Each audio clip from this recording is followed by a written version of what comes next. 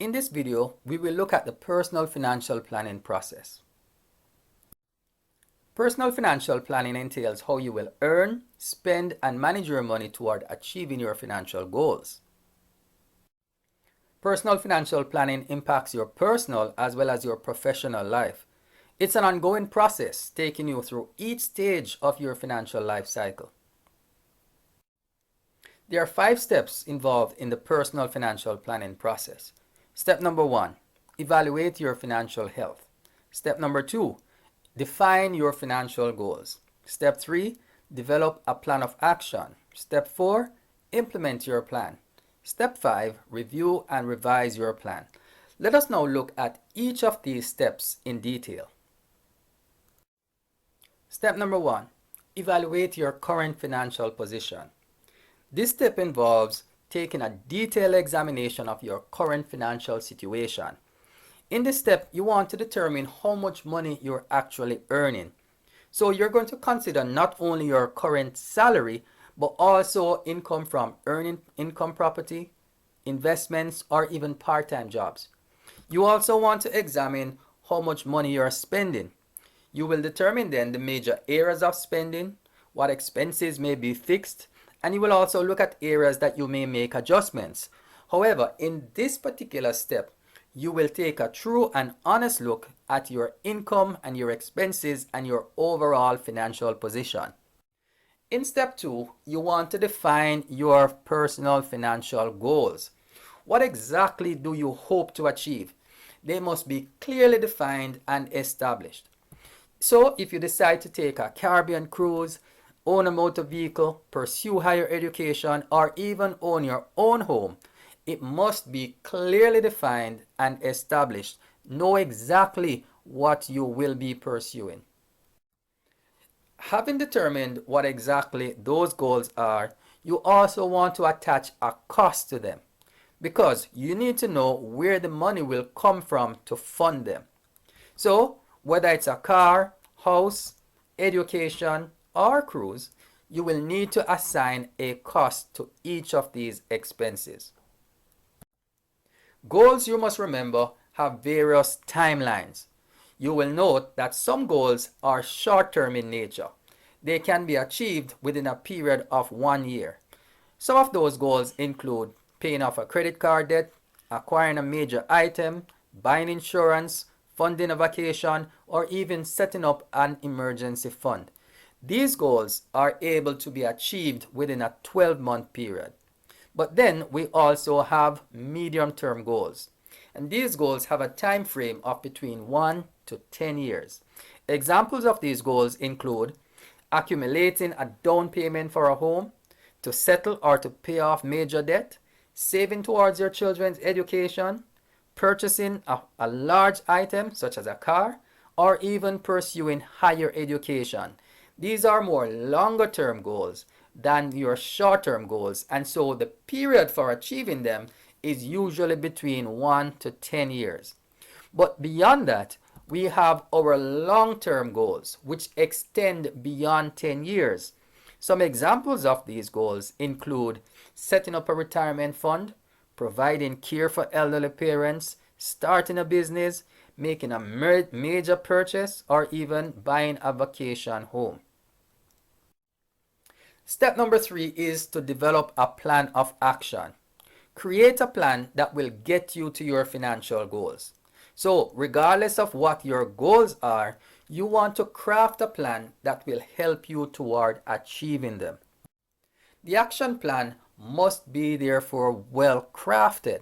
And so there are several features that must be considered when you're actually designing your financial plan. They include flexibility.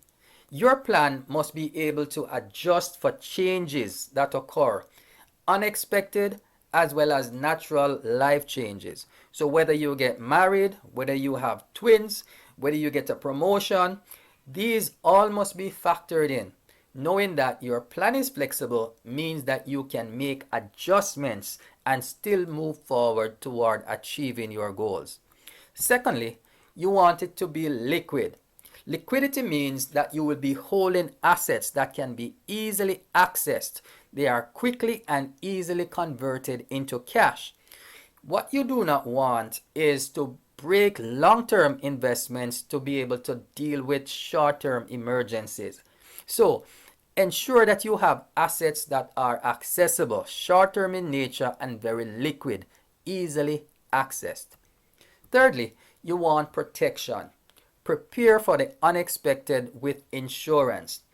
Insurance is a major tool that can help you to recover fast and easily from disaster or loss. So, ensure that you consider health insurance as well as property insurance. Fourthly, you want to reduce your taxation. You want to keep more of the income that you earn. This does not mean tax avoidance. No, what it means is that you will set up your investments and your portfolios in ways that will minimize your tax obligation. These features are key to crafting a well-designed action plan. Step number 4. Put your action plan into motion. Implement your plan.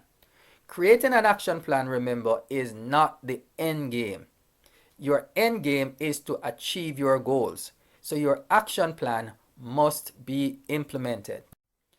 Every step of the financial planning process would have been carefully considered and well thought through.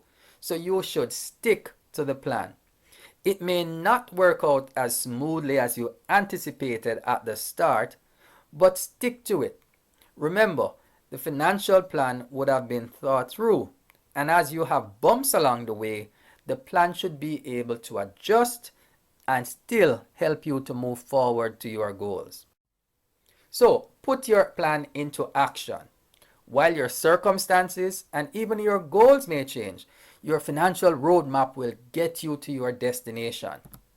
Maintain a long-term perspective. Keep your focus on your goals. Don't lose sight of them. And remember, stick to your plan, knowing that it was well considered and that your goals are very important and worth pursuing. Step number 5. Review and revise your plan. Periodically, you need to review your progress toward your financial goals. Review your life changes and make adjustments to your financial plan accordingly. Remember, events will happen. Some will cause you setbacks, but some may also cause you to be able to accelerate toward achieving your goals. Revise your plan and keep it relevant with the goals and circumstances in your life. So, all these steps are involved in the personal financial planning process. Step 1, evaluate your current financial position. Step 2, define your financial goals. Step 3, develop a plan of action. Step 4, put your plan into action, implement it. And step 5, review and revise your financial plan. From this diagram, you can clearly see that it's an ongoing process. And so the financial planning process is designed to help you to get you to all your financial goals. Remember now, the bottom line is the careful crafting and the management of your financial plan will greatly improve your ability to navigate your financial journey toward achieving your financial goals. So go ahead, put all this into action. Start working on your financial plan if you have not done so already, and watch yourself achieve your goals. Thank you for watching.